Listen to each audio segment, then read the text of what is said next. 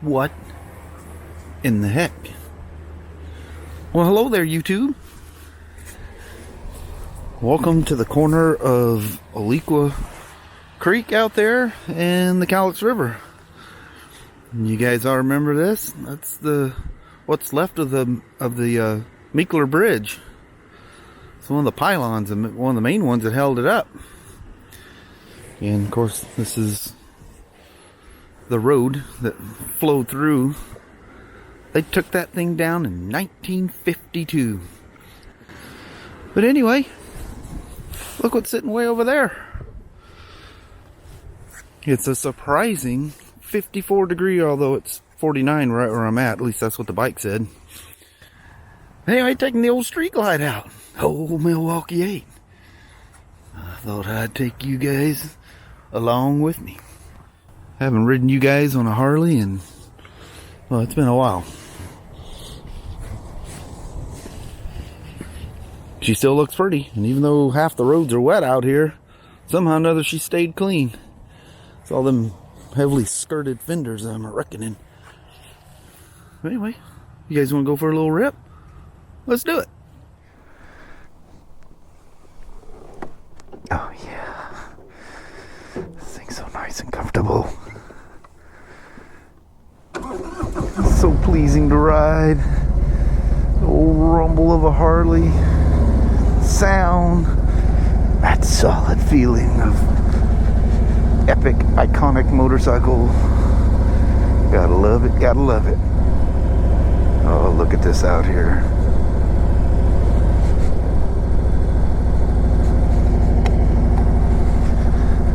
What do you guys think of the Harley-Davidson LiveWire?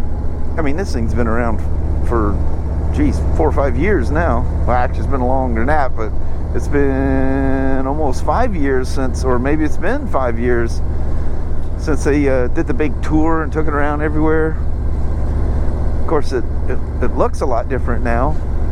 I mean, it looks like a finished bike. And this August, they'll be available for purchase. Well, right out of the gate, earlier when they released the 2019 Harleys, they announced that the LiveWire would be available in August of this year, and it'll be a 2020 model. And right away, in my head, I'm thinking something that high tech and that cool, that thing's gonna be expensive. And coming from Harley,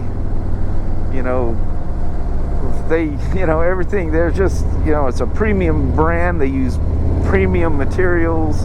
They're just a premium bike. Whether you like it or not, that doesn't matter one iota to me.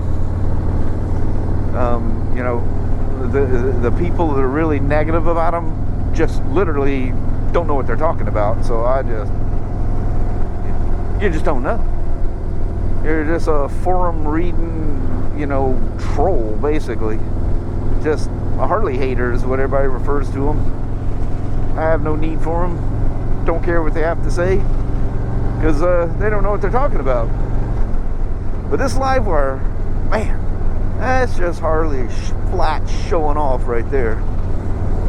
Man, is that thing nice. But anyway, in my head, because they had, like pictures of it and stuff, and, now it looks different than it did, 4 or 5 years ago when it was on tour. And the engine kind of looks the same, if you call it an engine, the power plant. But anyway, the bodywork and everything, it was a prototype. But anyway, I'm thinking to myself, whew, that thing's going to be expensive. I was telling Kelly, my wife, I was going, that bad boy is going to be, you mark my words, something that high tech and that cool. That's going to be 25, 30 grand. And she goes, you think so? And I said, oh, I guarantee you. I guarantee it'll be 25 to 30 grand. And they just released the price. I think it's $29,800 or $29,900, somewhere around there. Am I shocked? Not in the least. Baby turkeys. So no, I'm not shocked at all. I was right where I thought. Would I buy one? In freaking a heartbeat. To me, I would love to be one of the early adopters to the Harley EV world. Absolutely love it. Would I find that useful for me? Absolutely, positively, yes. Most of the rides I do, like goofing around with you guys, I'm well within 100 miles. You know, a good ride where I can spend the day, because I goof around in these kind of roads, you know. I'm not going Mach 9 down the freeway, just racking up miles to rack up miles. Mount Rainier, if you can see it. Mount St. Helens, it's kind of, the light's not bright enough on it to make her stick out, but yeah, absolutely, the LiveWire. I'd be all in. Like the little gears in my head are already churning. You know, people freaking out that it's 30 grand, and you know, why wouldn't you? You know, the first thing they compare it to is the Zero. What is that? The RS or SR? I think it's the RS. I'm not sure. But dude, you can spend 20 grand on that thing in a heartbeat. And that thing's, you guys ever looked at, you know, I rode a Zero FX. In fact, on this channel I rode it. I think it was cool as holy heck. But they were crazy cheap at the time. I remember the guy talking to the guy. They delivered it right to his front door like it was a package. But, you know, now they got dealer networks and all this other stuff, you know, these years later. And, boy, they are asking a premium price for the quality of bike it is. Is there anything wrong with it? Does it fall apart? No, I haven't heard anything negative about it. But you can see the way it's built. It's built cheap. I mean, cheap, it's built cheap. Does that mean it's non-functional? No. No. But it's not a premium product. And to get a Zero up to 20 grand or more, that to me is ridiculous. 30 grand for that Harley. Have you looked at this thing? Seen any close-up pictures of it? It's like a Swiss watch. This thing is wonderful. All premium, you know, components throughout. Brembo brakes, high-end Showa suspension. I mean, this thing is wicked cool. Wicked cool. Yeah, the other thing was, you know, people freaking out that it's, you know, estimated range of 110 miles. You know, I think it's city and highway or something like that. I don't know what it would be, purely highway, or it'd probably be quite high if they had just, I don't know why they don't list, you know, city mileage, and you know how like cars, they'll have, you know, city this and highway that and average this, you know, because EV vehicles use way less energy in town, which is probably, that's where something like that is going to be most useful and probably sell the most of them, is in heavily populated city areas. People like me that would go romping around out in the country, probably not going to be their target audience, you know. But I'm willing. I'm like very willing. But at any rate, you know, there's if you guys study EV stuff at all, you'll realize there's got to be this balance, you know, because there's a period of time it takes to charge these things. You know, unless you can find, you know, there's a level 1, which is basically just plugging it into your wall, you know, plugging into 110 volts, you know. Most of these things have like an extension cord. You plug it into the wall. You know, that's the slowest. And then there's level 2, and then level 3 is that fast DC charging. And I think Harley's advertising something about 80% in an hour, or maybe less time. I don't remember. You know, that's fast charging. But anyway, and the bike comes equipped with, you know, so you can do it either way. You know, plug it into your house, or if you have the availability to a level 3 charger, which are popping up all over the place. Anyway, so with that 110 mile range, that's Harley finding Oh, these are roads of gravel. Been all kinds of frozen out here. It was 22 degrees this morning when I got up.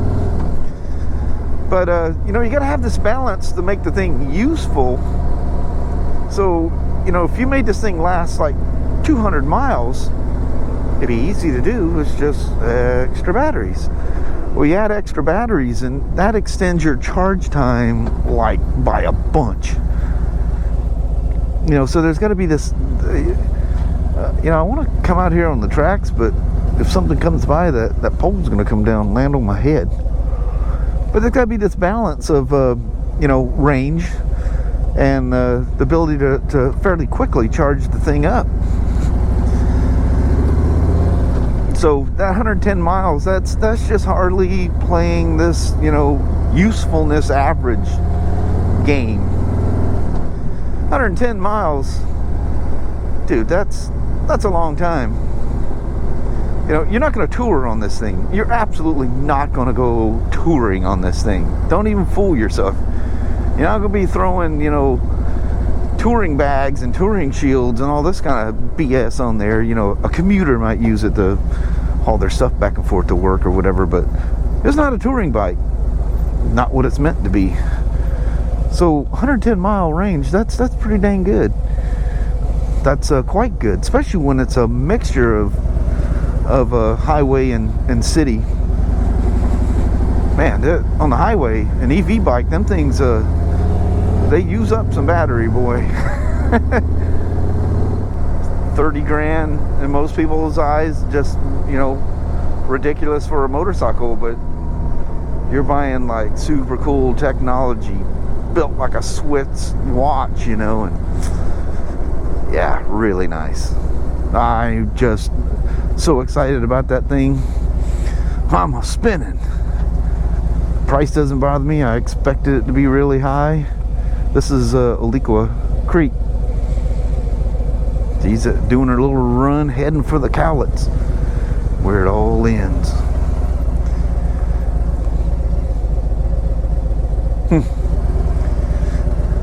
But yeah, really excited about the LiveWire. Range, I'm perfectly happy with.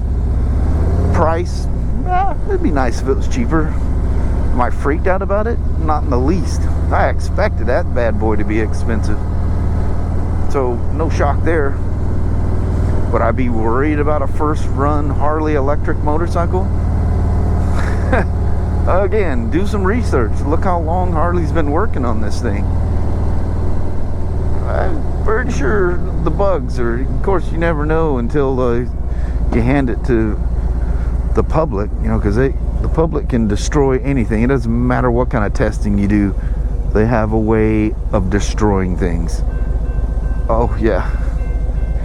Here we are. I caught you a train. See? I was thinking about that pole coming down on my head. Yeah, baby. Oh, and it's a freighter too. This is going to be nice and long.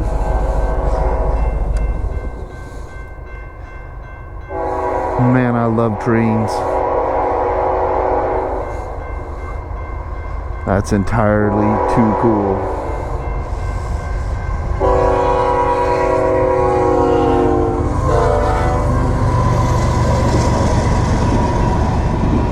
Absolutely perfect. Sunny day. Look at that. It's like new trailers. That don't look like refurbished. That look just flat new. Sunny day on your Harley. Talking about Harleys.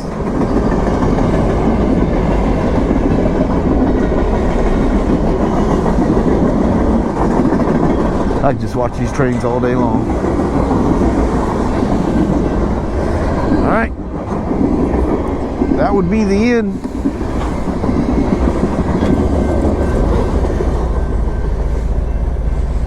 Gotta love it.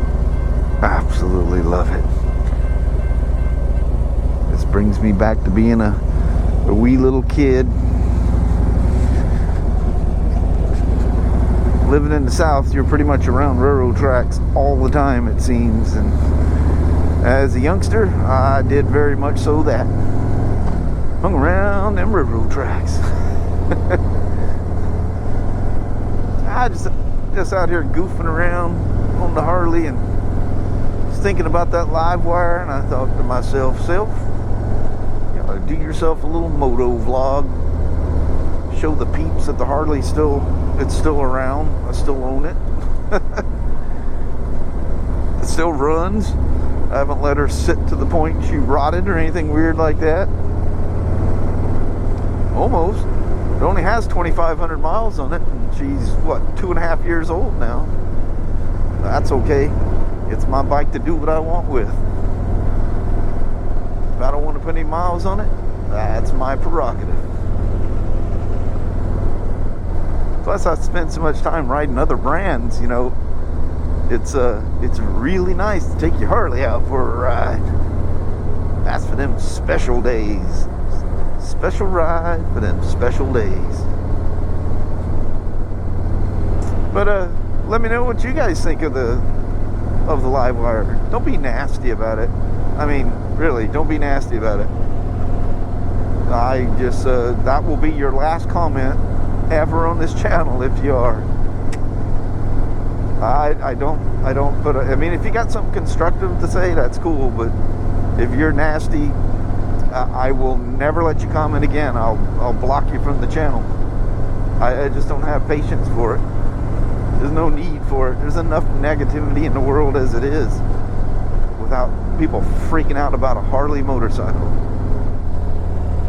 Boy, you get these nice days, people out there doing, which I should be doing, lawn work and burning all their brush.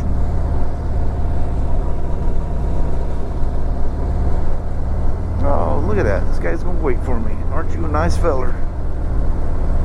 Thanks, man. Anyway, I think that'll conclude my motovlog talking about the LiveWire and taking you. Oh, yeah. There was some slipping. So much for ABS. You see that front end pitched. Holy moly. Yeah, buddy. That's a whole lot different on a big old heavy hog when the front wheel goes sideways. Daggone. Alright, that's two little very good warnings for me today. Slow down. Racing down a hill on a gravel road. Boy, boy, what's wrong with you? Anyway, thank you guys very much, and I'm gonna continue riding around here a little bit and bid you guys adieu. Thank you very much for signing on with the old street light and let me rattle on about Harleys while I'm on a Harley. We'll see you now. Thank you guys very, very much. We'll see you on the flip side. Bye-bye now.